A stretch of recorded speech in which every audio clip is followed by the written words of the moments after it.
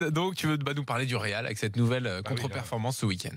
Bah oui, là, ce fameux jingle dit Kaka tu es nul, j'ai envie de dire Kaka tu étais nul, mais aujourd'hui c'est le Real qui était nul, qui est nul. Je pense sincèrement que c'est pas que je suis en train de retourner ma veste ni de virer ma cutie, simplement je suis obligé de faire des constats. Je vous promets qu'il y a une semaine, après cette victoire 4-1, belle victoire autoritaire du Real à Valence, je me suis dit ça y est, c'est reparti. Eh ben non, coitus interruptus. Ce Real n'offre plus aucune garantie. Et quand je vois Zidane samedi soir, mais dépité, je n'avais jamais vu cette tête-là, même après la défaite en coupe contre les Ganes, et que Zidane dit je suis dégoûté par les erreurs défensives, par les résultats, etc. Simplement, je pense que le PSG a une opportunité historique d'éliminer le Real Madrid. Tout simplement parce que ce Real Madrid n'est plus sûr. Voilà, je ne peux pas vous dire quel Real je vais vous présenter face au PSG le 14 février. Le Real vainqueur à Valence ou le Real qui joue pas mal en première période, mais qui fait des erreurs défensives contre le 17e indécente à ce niveau-là. Je ne sais pas lequel on va avoir. Donc le Real Madrid n'est plus sûr. Zidane ne peut plus compter sur la totale concentration de ses joueurs, voire une certaine motivation. Personne n'arrive à s'expliquer. Pourtant, ils sont avec l'entraîneur, ils sont unis entre eux, etc. Mais il y a des lapsus défensifs comme ça.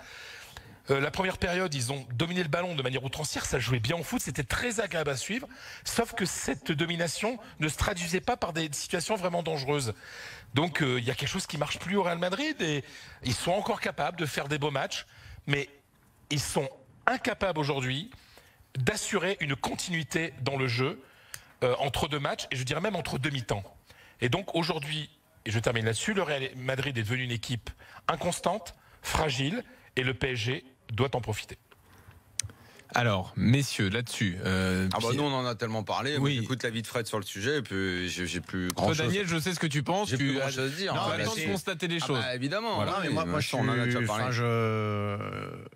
Personne ici ne les connaît mieux que Fred, donc on peut qu'acquiescer. Mais le problème avec le Real, c'est que jusqu'au dernier moment et jusqu'après le premier match et jusqu'après le deuxième match, on va toujours, et puis surtout avec la jurisprudence. Donc tu les as pas éliminés en fait. On va toujours trembler et se dire c'est une équipe qui est capable d'eux quand même quoi.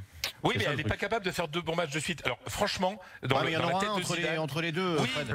mais dans la tête de Zidane, après la victoire à Valence, il s'est dit voilà le plan, c'est facile. Il y a l'Éventé à Valence une semaine après, 17e. On fait un bon match, on gagne facile.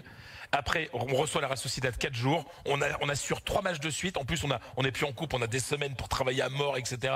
Le physique, etc. Sauf que tous les plans s'écroulent là.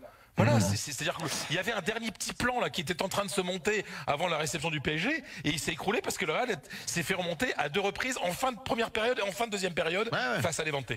Moi je veux bien Fred, je serais tant mieux. C'est un constat. Tant mieux, bien sûr, Fred. Mais voilà, moi je me méfierais jusqu'au bout de ce Real où en plus c'est la meilleure des occasions pour eux.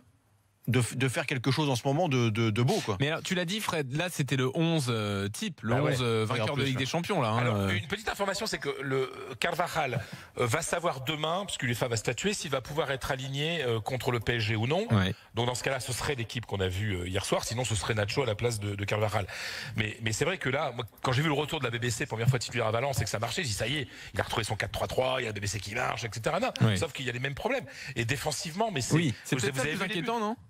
Bah oui, parce que le problème du PSG, c'est bien de défendre face à Cavani, Neymar et Mbappé.